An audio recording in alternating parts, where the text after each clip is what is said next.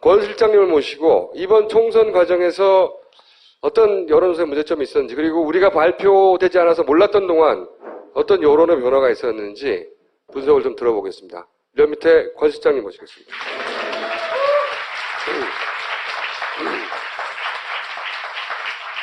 저 밑에서는 정치 보정이라고 하는데, 그죠? 그죠? 예, 정치 성향 예. 각 회사마다 여러 가지 보정 방법이 있는데 저 밑에서 그렇게 불렀어요. 근데 그 보정을 전면적으로 금지시켰어요. 그렇다는 얘기는 사실은 보수 성향의 그 여론이 더 많이 과잉대표되는 그런 결과가 언론을 통해서 계속 배포됐거든요. 그래서 리얼미터에서 계속 문제 삼았어요. 삼았는데 언론에서 받아주질 않아, 제대로.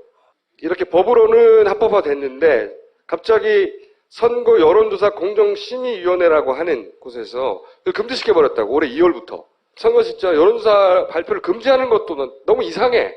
마음에 안 들어. 왜 그걸 몰라야 돼, 우리가. 씨발. 응? 막판에 표심이 막 움직이는데 그걸 못하게 한단 말이죠. 그 기간 동안 어떤 표심이 움직임이 있었는지 한번 들어보죠. 우선 총선 기간에 표심이 확확 움직였던 변곡점들이 있었다고 이제 리얼미터에서 분석을 했어요. 예. 회색 쪽에 집중해서 보시면 될 것 같습니다. 새누리가 확 떨어지고 녹색이 확 올라가죠. 올라가고. 그리고 파란색은 이제 보합세라고, 그렇죠. 선을 그으면 보합세가 되겠죠. 여기서 확 떨어졌다가, 그죠? 여기. 예. 그리고 여기가 공천파동, 그러니까 예를 들면 정청래 컷오프죠. 맞습니다. 여기서 확 떨어졌어요. 예. 네.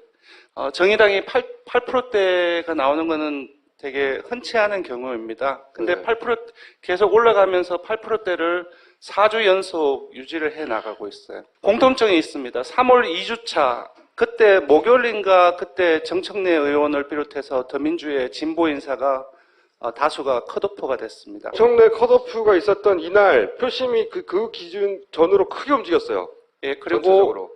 3월 2주차 그때부터 새누리당의 공천파동 또한 그때부터 본격화되기 시작했어요. 여러분들 아시다시피 진박. 유전혜 원내대표 네. 죽이기로 대변되는 친박 비박의 공천파동들이 시작이 됐고, 참 희한하죠. 숫자가 바로 내용적인 흐름들을 바로 반영을 합니다. 이제 그 3월 2주차부터 급전직하를 하게 되고, 그 국민의당 같은 경우는 올라가게 되는데, 여기서 보시면은 사실 파란색은 보합세를 이루고 있고, 그리고 정의당 또한 계속 강세를 유지하고 있음에도 불구하고 새누리당은 떨어지고, 그리고 국민의당은 높아지고 있어요. 새누리당의 표가 사실은 일로 갔어요. 예, 맞습니다. 그래서 사실상 국민의당의 존재가 그 여권 성향의 지지층들을 이탈을 시켜서 흡수하게 된, 그거는 맞는 말씀입니다. 사실상. 그러니까 수도권에서는 야권이 분열해서 우리가 이길 거라고 생각하고, 영남에서는 그래봐야 우리가 이길 거라고 생각해서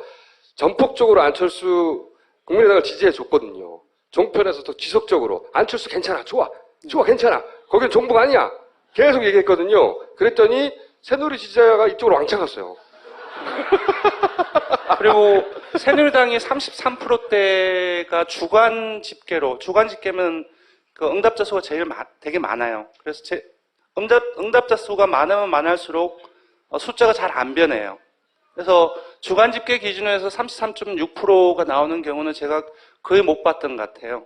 그래서 되게 이례적인 상황이었던 거죠. 바닥이죠, 바닥. 새누리당이. 네. 그래서 저희들이 기간에 분석하기로는 그 공천파동 과정 속에서 사실상 되게 많은 사람들이 이탈하고 있었고, 그리고 새누리당 내에 그동안 공천파동 중에서 묶여있던 사람들 또한 응집력 또한 되게 많이 약해져서 그것이 나중에 보게 될 5, 60대의 투표율하고도 연관이 되어 있습니다. 5, 60대 투표율도 왕창 떨어졌죠. 새누리당, 이게 보수 정당들이 전 세계적으로 공통적으로 취하는 전략이 정치 혐오거든요. 전반적으로 투표율을 떨어뜨리고, 그러면 그 중에서 그 젊은 세대의 투표율은 더 많이 떨어지고, 그 노년층들은 그래도 투표를 하고, 그래서 이기는 전략. 이게 전 세계가 공통의 전략이에요. 그런데 새누리당이 오만했죠, 실제로는. 그리고 이게 대선 전략이거든요. 자기들 표 조금 나눠주고, 그래서 국민당이 조금 올라가고, 여기 국민당의 표가 상당 부분의 절대다수가 새누리당에서 왔고, 비례 역시 국민당이 새누리로부터 많이 가져갔어요. 실제. 그래서 사실 국민의당은 호남을 제외하면은 이건 보수정당입니다. 그냥. 실제. 네. 이 국민당을 지지하는 층은 보수층이에요. 민주당의 표는 그냥 거기 있었어요, 그냥. 네, 코너프 때 그렇게 확 떨어졌다가. 생각해 볼 수도 있는 거 아니에요. 새누리당이 예. 왜 그리 공천 파동을 일으킬 수 있었던 여유가 있었던 거죠. 그렇죠. 야권이 분열돼 있었기 때문에 그렇죠. 야, 이 맞습니다. 정도는 좀 해도 돼. 흡수할 수 있어, 자기들 충격을. 예. 네, 맞습니다. 네. 기본적으로 야권 분열 구도 속에서 새누리당 같은 경우는 쉽게 말하면 아무리 잘못을 해도 이긴다라고 판단을 하고 있었던 것 같아요. 네. 그래서 무리수를 되게 많이 뒀지 않습니까? 거의 23일 밤까지 그 유승민 의원은 공천 그 부분을 결정하지 않고 어쩔 수 없이 탈당하게 만들었으니까. 그 부분들은 대구 경북 지역민들 또한 상당하게 좀 무리수를 뒀다라고 인식을 하게 된 것 같습니다. 사실상. 그래서 이 국민의당이 사실은 어떤 의미에서는 새누리당, 그러니까 무슨 비아냥의 뜻이 아니라 새누리당 일부를 끌어와서 보수정당이 분당된 것과 같은 효과를 냈어요. 초반에 베이스가 된 야당표가 있긴 있어요, 물론. 중도 성향의. 하지만 국민의당이 여기서 멈추지 않고 이 표가 그대로 일치하거든요. 새누리당이 쭈르륵 떨어지고 쭈르륵 올라가고 여기는 맞습니다. 그대로 있고 여기는 그대로 있어요. 예. 제가 보기에는 더민주 입장에서 본다고 한다면 저 기간에 저 곡선을 상향식으로 바꿀 기회가 있었어요. 이걸 근데 끌어올릴 수 있었어요, 그죠? 예, 네. 충분히 끌어올릴 수 있었는데 일단 제가 봤을 때는 정청래 의원으로 대별된 진보에서 컷오프가 가장 컸던 것 같아요. 그때부터 시작해서 밑에 한번 연결시켜 보십시오. 그때가 2주차입니다. 그때부터 밑에 간신히 회복은 간신히 회복. 예, 정의당의 그래프를 한번 보십시오. 그때부터 쭉쭉 올라가기 시작해요. 여기서 빠진 분들은 예. 정의당으로 왔어요. 최소한 정의당과는 단일화를 했었어야 돼요. 예. 이건 김종인 지도부의 가장 큰 지금 사실 전체적으로 수도권이 결집해서 김종인 때문이 아니라 소위 기본적으로 바닥에 깔려있는 박근혜 정부에 대한 피로감과 더해서 위기감도 있고요. 또 더해서 문재인의 호남에서의 쩔쩔매는 모습 때문에 문지지자들이 결집한 것도 있고요. 이런 요소들이 결집을 해서 사실 수도권에서 승리하는 전반적으로 그런 결과로 이어졌지만 만약에 정의당과 제대로 단일화를 했다면 사실 압승할 수 있었어요. 만약에 그런 어떤 공천 파동이 비례 파동하고 세포 공천까지 이어서 계속 이어되었으니까 그것이 만약에 없었다면 그리고 그 지도부 리더십 자체가 균열을 일으키지 않았다고 한다면 김종인 대표를 중심으로 해서 문 대표가 호남에 가느니 마느니 네. 그리고 역할론 그런 부분들이 사실상 잡음이 있었지 않습니까? 그게 없었다면. 그래서 예, 그런 부분들이 서로가 양해하에 좀 좋은 모습으로 시너지 효과를 거뒀다고 한다면 저렇게 횡보를 하지는 않았을까? 더민주 입장에서 보면. 더민주 지도부라고 하는 김종인 혹은 이철희 전략실장 대부분 호남을 가지 말라는 거였어요. 호남에 가지 말라는 게 예. 지도부의 방침이었고 문재인 전 대표 쪽에서는 가야 된다. 맞습니다. 빨리 가고 싶다고 계속 했거든요. 계속 막았어요. 계속. 이 지점에서 컷오프 직전에 이게 크로스오버가 생겼어요. 더민주 쪽에서 이렇게 확 올라갔어요. 이때가 필리버스터 하면서 결집하고 올라갔단 말이죠. 조금 길게 한번 보죠. 네. 그러니까 지금 제일 앞에 3개 포인트가 네. 안철수 여기. 신당이라는 이름으로 저희들이 조사를 했던 거고 네 번째부터는 국민의당이에요. 네. 사실 보면 알겠지만 기본적으로 거의 안철수 신당이 뜨고 난 이후에는 호남에서 더민주가 국민의당을 앞선 적은 거의 없었어요. 열세였어요. 그런데 잘 보시면 알겠지만 저쪽에 어느 한 시점 가장 저점부터 시작해서 제일 33.9% 칠 때까지 선을 그어보시면 계속 상승세에 있었거든요. 올라가고 사실상. 있었단 말이죠, 이렇게. 근데 저때가 떨어진 데가 아까 앞에서 봤었던 3월 2주차입니다. 바로 이게 정청래 컷오프 할 때 맞습니다. 호남에서 또 꺾였어요. 네. 정청래 컷오프는 전국적인 영향을 미쳤어요. 예. 정청래 한 사람 때문이 아니라 이렇게 진보적이고 소위 야당성을 강하게 가진 사람들이 더민주에서는 필요 없구나 라고 지도부에서 판단했다고 생각하고 그런 진보적 성향의 지지자들이 확 떨어져 나갔다고요. 그리고 그 이후 시점부터 계속 문 대표가 계속 묶여 있었던 시점이에요. 여기서부터 여기까지가 예. 지도부가 문재인 전 대표한테 호남 가지 말라고 한 기간이에요. 예. 어제까지 조사를 한 거면 제일 마지막에 있는 올라갔던 게 그게 바로 지난 주말. 8일부터 9일간 문 대표가 호남을 방문했을 때예요. 방문 직후에요, 이게. 그러니까 호남을 방문했을 때 더민주 또한 회복세를 국민의당도 계속 강세를 유지를 했지만 방문 직후에 화요일까지 전체 2,000명 결과인데 저것이 반등을 했어요. 그러니까 분명히 저희들 자체를 봤을 때도 문 대표의 호남 방문에 효과가 있으라 봤었고 실제로 효과가 숫자로 나타났었고 자, 저걸 봤을 때 네. 과연 선거운동을 제대로 하기 위해서는 어느 시점에 갔어야 됐는데 최소한 2주 전에 갔어요, 최소한.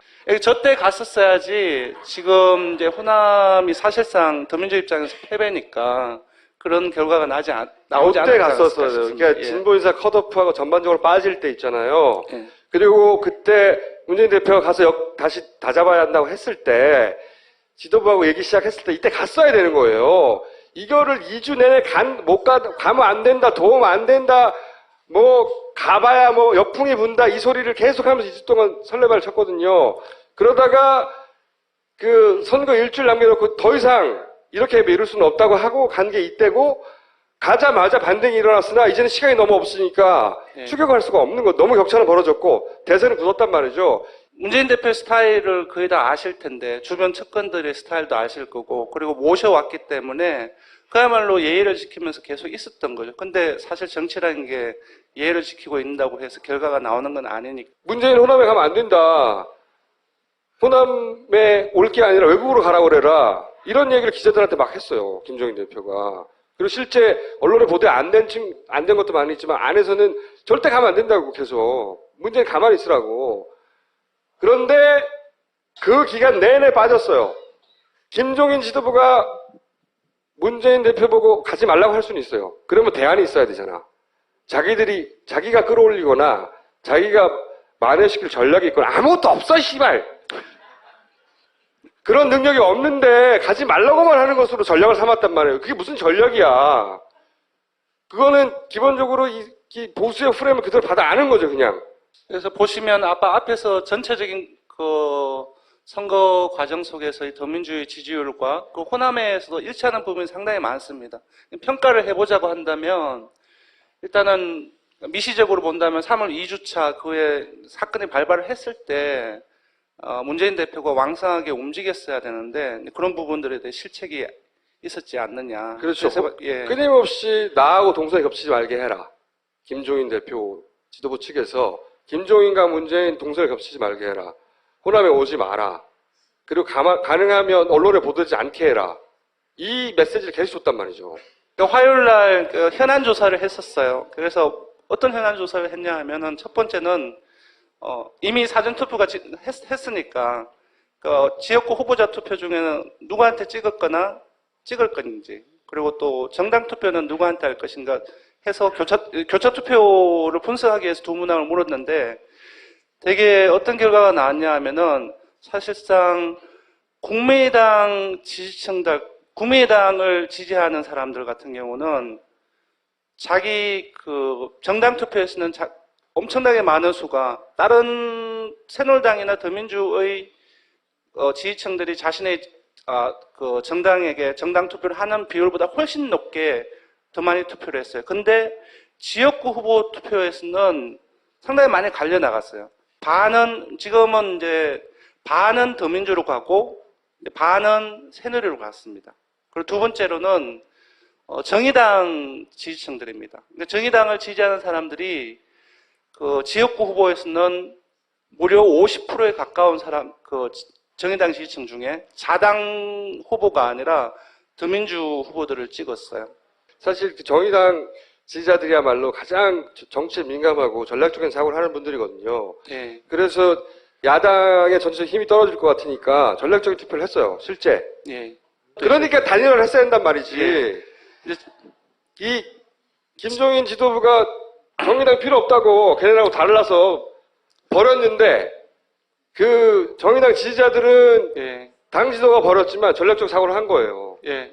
비례대표를 예측을 하기 위해서 뽑아봤더니 이 현안 조사에서 어떻게 나왔냐면은 지금 우리 예측하고 거의 비슷하게 나오거든요. 지금 금방 이제 기자한테 받았는데 언론에는 보도 안 됐지만 대형 교회 중심으로 그런 얘기 많이 나왔어요. 새누리당 지지자층에게 그 비례를 국민의당 찍으라고. 예. 왜냐하면 국민의당이 호남만 가지고 의석수를 확보하는 한계가 있잖아요. 말씀드렸지만 새누리당의 전략은 국민의당이 충분히 커져서 야권이 충분히 부여하게 만드는 게 기본 전략이었단 말이죠. 새누리당이 끊임없이 안철수 후보에 대해서 우호적이고 국민의당에서 적극적으로 밀어준 이유 중에 하나는 야권이 확실하게 분열하라고, 비슷하게 힘을 가지라고. 그런데 그런 과정에서 종편이 끊임없이 이쪽 괜찮다고 해주니까 새누리당의 표가 진짜 많이 가버린 거예요. 예. 그래서 엄청 많이 갔어요, 거기. 예, 맞습니다. 그래서 새누리당 지지자들이 정당 투표에서 국민당으로 거의 7% 갔어요. 그리고 역시 더민주도 6.7% 정도가 갔고 정의당 또한 5.5% 간 거예요. 즉 자당의 정당 투표, 자당 지지층들이 자당의 정당 투표를 하는 거 외에 모였던 거예요. 다른 정당, 더민주나 새누리당하고 달리. 그리고 또 하나는 정의당도 마찬가지예요. 정의당은 지역구 후보에 있어서 더민주는 정의당으로부터 도움을 받았는데 반면 비례대표에서는 더민주의 도움을 받습니다. 그러니까 더민주의 지지층들이 그 정당 투표에 있어서는 정의당을 다수 한 13%가 상당히 많이 이탈한 건데요. 더민주 지지층 중에 13% 정도가 정의당 정당 투표로 이탈을 했어요. 그래서 교차 투표가 한 3, 4일 동안 되게 언론계에서는 되게 많은 핫 이슈였는데 실제로 현상이 나타났고 오늘 그 결과가 아마 오늘 결과를 방증하는 하나의 요인이 되지 않나 생각이 듭니다. 예. 이 새누리표가 국민의당으로 움직였다는 게 또 한 번 여실히 드러나는 게 문재인 표는 거의 유사하게 그냥 있어요. 보시면. 예. 퉁쳐서 보면.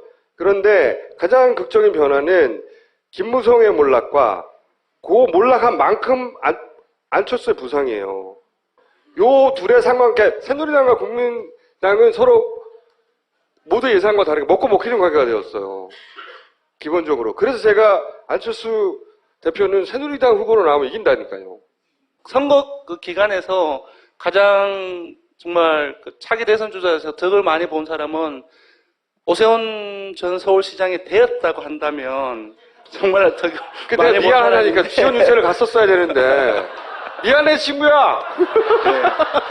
근데 지금 이제 사실상 표의 서로 이제 이동은 안철수 지금 상임 대표하고 이제 김무성 대표의 관계가 아니라 직접적으로 김무성 대표하고 오세훈 전 서울시장입니다. 한번 보세요. X표가 나오죠. 예. 지금 이 선거운동 기간에 여기에. 사실상 예. 지금 사실상 여당 대선 주자의 지지층은 박근혜 대통령 지지층이 대다수를 이루고 있습니다. 즉 박근혜 대통령 지지층이 어디로 이동을 하느냐에 따라서 확확 바뀌거든요. 저 말은 뭐냐 하면 실질적으로 김무성 대표를 지지하고 있던 박근혜 대통령 지지층들이 대폭 오세훈 전 서울시장으로 이동을 했다는 의미하고 실내로 오세훈 전 서울시장이 TK에서 지금 1위를 하고 있고 그런 상황이 이제 앞으로 바뀔 거예요. PK에서 김무성이 아니라 문재인이 1위를 하는. 네. 그러니까 여기 표심이 굉장히 큰 변화가 있었어요. 수도권에서는 계속 1위를 했었고. 이게 이제 가장 최근에 어제까지 조사를 한 거에서 2,000명을 저희들이 독자적으로 저희 일간 조사 외에 따로 분석하기 위해서 2,000명을 했는 건데요. 이게 권역별로 1위가 가로는 괄호에 들어간 것은 오차범위 내에서 한 겁니다. 사실상 문재인 대표가 수도권 충청 PK까지 지금 1위를 하고 있습니다. 호남도 지금 안 적었지만 지지율이 낮은 건 아니에요, 사실상. 그래서 현재 기준으로 본다고 한다면은 문재인 대표가 전국적인 지지를 받고 있지 않느냐라고 볼 수 있는 숫자들입니다. 호남에서는 지금 최근 조사로는 안철수 대표가 1위인 건 예. 맞아요. 이거 업체 시작했었는데 예. 그 파동이 있을 때 확 바뀌었어요. 예. 그리고 호남 가네 안 가네 할 때 떨어졌다가 호남 방문하고 나서 다시 올라가기 시작했어요. 맞습니다. 민주당의 지도부 김종인 지도부는 멍청한 똥포를 찬 거예요. 그리고 정의당과 그러니까 결정적으로 정의당과 연대하지 않은 것, 호남을 못 가게 한 것, 이것이 더민주 입장에서는 압승을 할 수 있었던 거를 사실은 스스로 차버린 거예요. 어쨌든 예. 전체적인 의석수가 많아졌기 때문에 예. 새누리가 기획했던 그 큰 그림이 만들어지긴 했어요. 그래서 총선하고 상관없이 대선 가도에 있어서는 이 야권층에서의 이 뭐랄까요 고난의 길이 앞으로 예. 고난의 길이 사실은 더민주는 전국 정당이 되어가는 와중이에요. 지금 실제 영남에서의 그 오랜 기간의 지역 감정이 조금씩 퇴색돼가면서 영남에서도 당선자를 막 내기 시작했거든요. 제가 반역사적으로 하는 게 호남에서 더민주 의석이 더 적어요. 영남보다 이제 예상되는 것이 이걸 누가 이렇게 만들어냈냐는 거예요. 이건 지독히 반역사적인 겁니다. 예. 근데 사실상 이제 조금만 있으면 세 당 다 이제 전당대회를 하게 될 거예요. 지도부가 새롭게 만들어질 텐데, 일단 그때까지는 이제 문재인 대표하고 김무성 대표, 그리고 안철수 대표가 3자 구도로 가다가 전당대회 지나고 나서 다시 또 확 바뀌지 않을까 싶습니다. 예. 근데 이제 여기서 가장 큰 변수 중에 하나는 그 문재인 전 대표가 이 전체 선거로 보면 진 게 아니지만 호남에서 마음을 얻지 못하는 사람은 맞는 말이에요. 한 지역 전체에서 비토를 당하면 그죠? 마음을 얻지 못하는 사람은 어떻게 대선 주자가 될 수 있냐. 출마하지 않는 게 맞다고 그건 사실인데 그 말 했잖아요. 근데 사실관계를 따져서 혹은 뭐 전체적 의미를 따져서 이거는 그렇다고 은퇴할 정도는 아니야. 이렇게 말하는 성격이 아니라고. 그래서 이제 예. 진짜 은퇴한다고 선언할 수도 있어요. 예, 그렇게 자기 볼 수도 성격으로는 있겠죠. 주변에서 말리겠지만 아까 김갑수 선생님께서 말씀을 하셨는데, 이제 그렇게 만약에 행보를 하게 된다면은 사실 지지율은 떨어져야 되는 거거든요. 근데 아시다시피 김종인 대표한테 이제 넘겨주고 나서 한동안 한 달 이상 지금 양산에 지방에 계시고 활동을 거의 안 했는데, 희한하게도 그때도 고공행진을 계속 했었거든요. 이게 굉장히 탄탄한 지지층이에요. 기본적으로 이제 예 맞습니다. 안철수 상임대표라든지 김무성 대표와는 달리 문재인 대표의 지지층이 상당히 응징력이 높고 기본적인 규모가 있어요. 저희들이 봤을 때. 해서 그렇게 행보를 이제 김갑수 선생님께서 말씀하신 데 행보를 하신다 하더라도 제가 봤을 때 지지율은 유지할 가능성이 크지 않나요? 아니 본인이 이제 불출마를 선언을 한다든가 물론 정치를 계속 할 수는 있어요. 예. 대선에 불출마를 선언할 수도 있단 말이에요. 그렇게 될 경우에 다른 정치인들하고 다르게 문재인은 자기 말한 대로 한단 말이에요. 고지식한 사람이어서 불출마를 선언하잖아요. 그럼 보통 떠올리는 거 예를 들어 손학규 전 대표가 정계 은퇴한다고 하시면 누가 정계 은퇴한다고 생각합니까? 응? 문막에 살잖아. 집에 안 가고. 응? 그건 정계 은퇴가 아니고 입산한 거 아니에요. 그러니까 그 소위 이제 그 주변을 제가 얘기를 들어보면 그 주변에서 제일 걱정하는 건 그거예요. 그래 내가 말을 했고 호남에 심판을 내렸으니 호남 나는 그럼 은퇴하는 게 맞고 불출마하겠다 하면 그걸로 끝이라니까. 다시 안 나온다니까. 근데 여기 계신 분들 가만 안 놔둘 것 같은데. 모르겠어요. 저도 그 양반 마음속에 들어가 본 적은 없어서. 근데 이때까지 봐온 바로는 그래요. 봐온 바로는 그렇게 발표할 수도 있고 발표하면 끝인 거야. 그걸로. 제가 볼 때는 국민들이 그 약속에 대해서 어떻게 인식하느냐가 제가 볼 때는 판단의 그 기준이 되지 않을까 싶어요. 그러니까 이제 국민당 호남이 문제를 거부했으니까 너 은퇴하라고 정권에서는 졸라게 지랄할 거야. 계속. 여론조사 이 얘기 좀 해줘. 예, 사실 리얼미터에 나 뜨거워서 오늘 안 나오려고 그랬습니다. 가장 큰 피해자 중에 하나예요. 제가 알기로는. 물론 이 피해를 본 다른 여론조사 기관들도 있어요. 그러니까 자기들이 오랫동안 개발해왔던 기법들을 못 쓰게 하는 거야. 그래서 발표하는 족족이 여론조사가 틀릴 수밖에 없다는 걸 뻔히 알면서도 발표해. 그랬잖아요. 일단 거의 다 틀렸어요. 그건 리얼미터뿐만 아니라 이제 거의 모든 여론조사 기관의 수도권은 거의 뭐 다 틀렸다라고 보면 되는. 왜냐면 됩니다. 틀린 결과를 발표하도록 만들어 놨으니까. 그래서 일단은 너무 죄송스럽습니다. 예. 그래서 지금 틀릴 수밖에 없는 이유가 이제 변명을 하자면 구조적인 문제가 있습니다. 그래서 여러분 아시다시피 유선전화가 한계가 되게 많습니다. 이제 조사를 해보면은 집전화로 하면은 되게 여당 성향의 보수적인 인사들이 되게 많이 응답을 하게 됩니다. 실제로 그 인구 비례보다. 반면 이제 무선으로 하면은 진보적인 성향이 되게 많아요. 근데 지금 여러분도 아시다시피 집전화는 국본하고 지역하고 매치가 돼 있어서 선거조사는 지역구 조사지 않습니까? 그래서 유선언을 할 수 있는데 무선을 할 수가 없어요. 왜냐? 국본하고 지역하고 매치가 안 돼 있기 때문에 어떻게 돌릴 수가 없어요. 그래서 전부 다 유선전화로 하게 되는데 저희들이 이게 통계를 내보니까 유선전화로 하면 거의 정당 지지율 기준으로 해서 수도권, 충청권, 영남권에서 새누리당 지지율이 실제로 하면은 이제 저희들이 조사한 게 한국갤럽 정당 지지율 기준인데요. 그것보다 평균 한 13% 정도가 새누리당이 더 높게 나와요. 13%나. 최대는 22%까지 나오고요. 그러니까 한 선거 지역구에 13%면은 어마어마하잖아요. 그 13%가 어디로 가냐에 따라서 되게 어마어마한 결과니까. 그래서 그런 이제 분석을 해서 저희들 같은 경우는 오래전부터 정치 성향 가중을 해왔어요. 근데 저 유선조사로는 성, 연령, 지역 기준으로 하는 통계 보정만으로는 아까 금방 그 새누리당이 수도권, 충청권, 영남권에서 과대 표집되는 많이 잡히는 부분들을 보정을 할 수가 없어요. 그래서 저희들이 몇 년 전부터 리얼미터가 가장 먼저 정치 성향 과중이라는 것을 해서 발표를 이전까지 해왔고 거의 다 예측이 맞았었어요. 조사 결과가 되게 비슷하게 나왔어서 6.4 지방선거 때도 그랬고 그리고 이번 선거 초에도 거의 다 그 정치사연별 가중을 추가를 해서 했는데 그게 저희들이 못하게 됐어요. 왜냐하면 선관위에서 성, 연령, 지역 이걸 기본 가중이라고 하더라고요. 그쪽에서 얘기하는 거는 기본 가중만 해라. 정치성향 가중 안 된다. 왜냐? 자의적이기 때문에.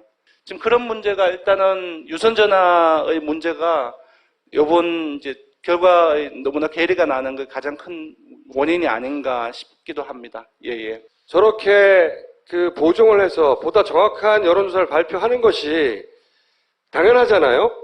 그리고 그렇게 해왔는데 그거를 이번 총선 직전에 못 하겠단 말이죠.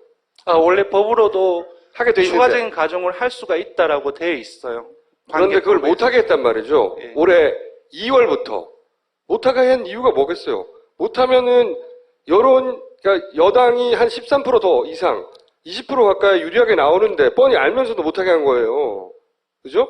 그 외에 여론조사 기관을 괴롭힌 여러 가지 내용들이 있어요. 예, 지금 되게 중요한 문제인데, 예. 예, 나중에, 예. 요거는 굉장히 긴 이야기인데, 예. 어떻게 여론조사 기관을 괴롭혀서 결과적으로 여당에 유리하도록 해왔는가. 지난 한 달여, 2달 동안. 그리고 그걸 여론조사 전문기관에서는 막 알리려고 해도 너무 전문적인 영역이라 기자들이 별 관심이 없어요. 하지만 여론조사 기관 내에서는 너무나 심각한 문제라고 이게 이렇게까지 여론이 왜곡돼도 되냐고 계속 문제제기를 했던 부분이 있어요. 선관위가 원래 목적 자체가 이제 공정선거이고 그리고 선관위 밑에 있는 하부기관인 여론조사 공정심의위원회가 공정한 여론조사 결과를 나오게 하는 것이 목적이거든요. 그래서 그런 부분들을 위해서 좀 규제 부분들도 좀 다시 생각해 봐야 되지 않겠느냐.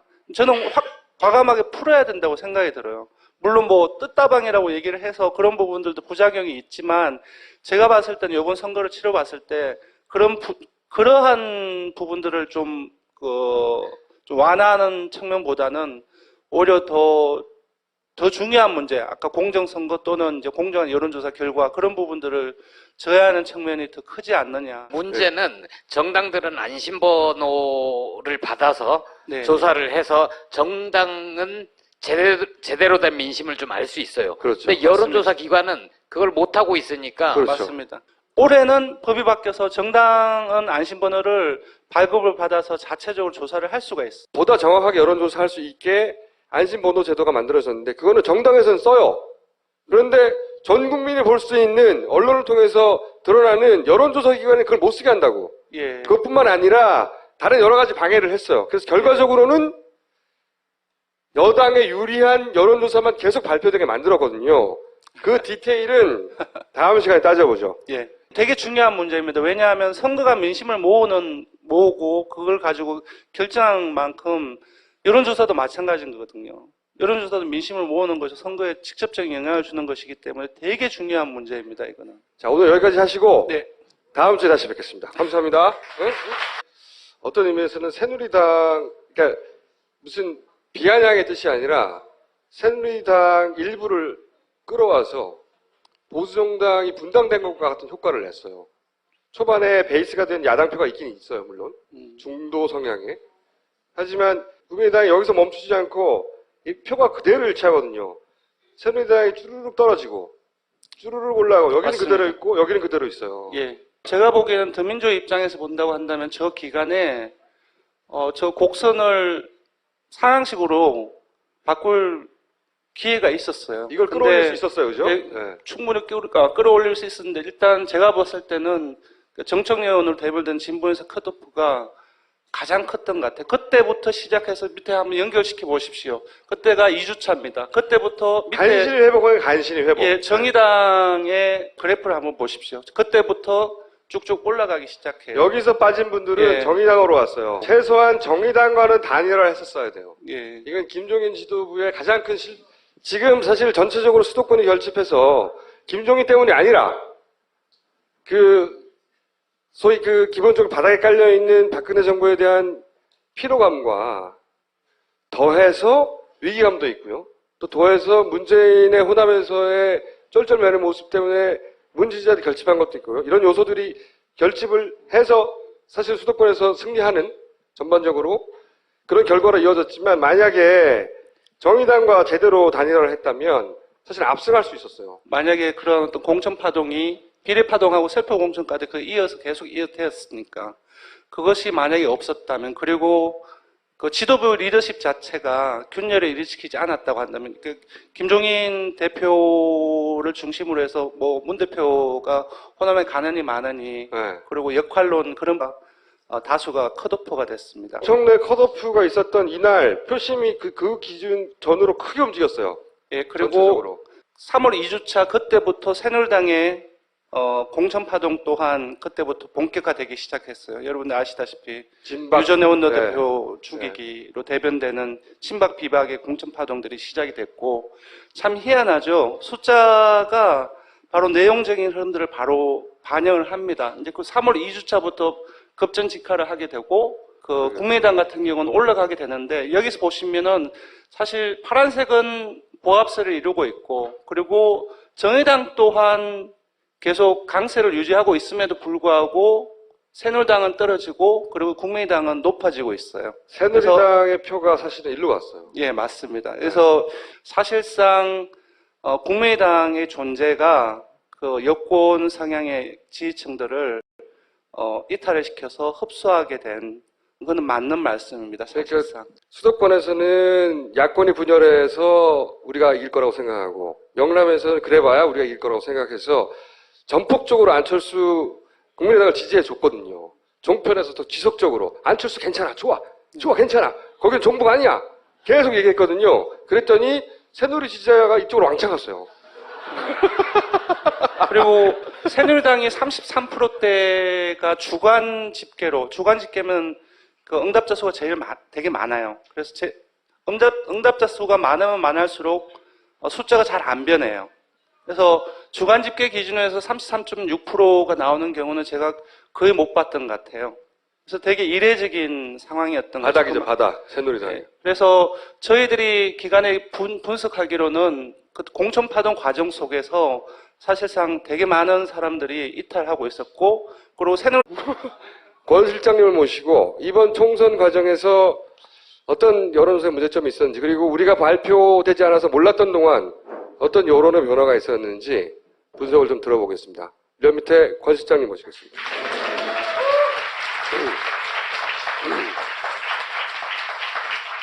몇 밑에서는 정치 보정이라고 하는데 그죠? 예, 정치 성향 예. 각 회사마다 여러 가지 보정 방법이 있는데 몇 밑에서 그렇게 불렀어요. 근데 그 보정을 전면적으로 금지시켰어요. 그렇다는 얘기는 사실은 보수 성향의 그 여론이 더 많이 과잉대표되는 그런 결과가 언론을 통해서 계속 배포됐거든요. 그래서 리얼미터에서 계속 문제 삼았어요. 삼았는데 언론에서 받아주질 않아 제대로. 이렇게 법으로는 합법화 됐는데 갑자기 선거 여론조사 공정심의위원회라고 하는 곳에서 그걸 금지시켜버렸다고, 올해 2월부터. 선거 진짜 여론조사 발표를 금지하는 것도 너무 이상해. 마음에 안 들어. 왜 그걸 몰라야 돼, 우리가. 씨발. 응? 막판에 표심이 막 움직이는데 그걸 못하게 한단 말이죠. 그 기간 동안 어떤 표심이 움직임이 있었는지 한번 들어보죠. 우선 총선 기간에 표심이 확확 움직였던 변곡점들이 있었다고 이제 리얼미터에서 분석을 했어요. 예. 회색 쪽에 집중해서 보시면 될 것 같습니다. 새누리가 확 떨어지고 녹색이 확 올라가죠. 치고 올라가고. 그리고 파란색은 이제 보합세라고 그렇죠. 선을 그으면 보합세가 되겠죠. 여기서 확 떨어졌다가 그죠? 여기. 예. 그리고 여기가 공천 파동, 그러니까 예를 들면 정청래 컷오프죠. 맞습니다. 여기서 확 떨어졌어요. 예, 예. 네. 정의당이 8%대가 나오는 거는 되게 흔치 않은 경우입니다. 근데 네. 8% 계속 올라가면서 8%대를 4주 연속 유지를 해 나가고 있어요. 공통점이 있습니다. 3월 2주차 그때 목요일인가 그때 정청래 의원을 비롯해서 더민주의 진보 인사가 부분들이 사실상 잡음이 있었지 않습니까? 그게 없었다면. 그래서, 예, 그런 부분들이 서로가 양해하에 좀 좋은 모습으로 시너지 효과를 거뒀다고 한다면 저렇게 횡보를 하진 않았지 않았을까? 더민주 입장에서 보면. 더민주 지도부라고 하는 김종인 혹은 뭐 이철희 전략실장 대부분 호남을 가지 말라는 거였어요. 호남에 가지 말라는 게 예. 지도부의 방침이었고 문재인 그 전 대표 쪽에서는 가야 된다. 맞습니다. 빨리 가고 싶다고 계속 했거든요. 계속 막았어요. 계속. 이 지점에서 요 컷오프 직전에 이게 크로스오버가 생겼어요. 더민주 쪽에서 이렇게 확 올라갔어요. 이때가 필리버스터 하면서 결집하고 올라갔단 말이죠. 조금 길게 한번 보죠. 네. 그러니까 지금 제일 앞에 3개 포인트가 네. 안철수 여기. 신당이라는 이름으로 저희들이 조사를 했던 거고 네 번째부터는 국민의당이에요. 네. 사실 보면 알겠지만 기본적으로 거의 안철수 신당이 뜨고 난 이후에는 호남에서 더민주가 국민의당을 앞선 적은 거의 없었어요. 열세였어요. 그런데 잘 보시면 알겠지만 저쪽에 어느 한 시점 가장 저점부터 시작해서 제일 33.9% 칠 때까지 선을 그어보시면 계속 상승세에 있었거든요. 올라가고 사실상. 있었단 말이죠, 이렇게. 근데 저때가 떨어진 데가 아까 앞에서 봤었던 3월 2주차입니다. 바로 이게 정청래 컷오프 할 때 맞습니다. 호남에서 또 꺾였어요. 네. 정청래 컷오프는 전국적인 영향을 미쳤어요. 예. 정청래 한 사람 때문이 아니라 이렇게 진보적이고 소야당성을 강하게 가진 사람들이 더민주에서는 필요 없구나 라고 지도부에서 판단했다고 생각하고 그런 진보적 성향의 지지자들이 확 떨어져 나갔다고요. 그리고 그 이후 시점부터 계속 문 대표가 계속 묶여 있었던 시점이에요. 여기서부터 여기까지가 예. 지도부가 문재인 전 대표한테 호남 가지 말라고 한 기간이에요. 당 내에 그동안 공천파동 중에서 묶여 있던 사람들 또한 응집력 또한 되게 많이 약해져서 그것이 나중에 보게 될 5, 60대의 투표율하고도 연관이 되어 있습니다. 5, 60대 투표율도 왕창 떨어졌죠. 새누리당 이게 보수 정당들이 전 세계적으로 공통적으로 취하는 전략이 정치 혐오거든요. 전반적으로 투표율을 떨어뜨리고 그러면 그 중에서 그 젊은 세대의 투표율은 더 많이 떨어지고 그 노년층들은 그래도 투표를 하고 그래서 이기는 전략. 이게 전 세계가 공통의 전략이에요. 그런데 새누리당이 오만했죠. 실제로는. 그리고 이게 대선 전략이거든요. 자기들 표 조금 나눠주고 그래서 국민당이 조금 올라가고 여기 국민당의 표가 상당 부분의 절대다수가 새누리당에서 왔고 비례 역시 국민당이 새누리로부터 많이 가져갔어요. 실제. 그래서 사실 국민의당은 호남을 제외하면은 이건 보수정당입니다. 그냥. 실제. 이 국민당을 지지하는 층은 보수층이에요. 민주당의 표는 그냥 거기 있었어요, 그냥. 네, 그렇게 생각해 볼 수도 있는 거 아니에요. 새누리당이 네. 왜 그리 공천 파동을 일으킬 수 있었던 여유가 있었던 거죠. 그렇죠. 야권이 분열돼 있었기 때문에 그렇죠. 이 정도는 좀 해도 돼. 흡수할 수 있어, 자기들의 충격을. 네. 예, 맞습니다. 네. 기본적으로 야권 분열 구도 속에서 새누리당 같은 경우는 쉽게 말하면 아무리 잘못을 해도 이긴다라고 판단을 하고 있었던 것 같아요. 네. 그래서 되게 무리수를 되게 많이 뒀지 않습니까? 거의 23일 밤까지 그 유승민 의원은 공천 그 부분을 결정하지 않고 어쩔 수 없이 탈당하게 만들었으니까. 그 부분들은 대구 경북 지역민들 또한 상당하게 좀 무리수를 뒀다라고 인식을 하게 된 것 같습니다. 사실상. 그래서 이 국민의당이 사실은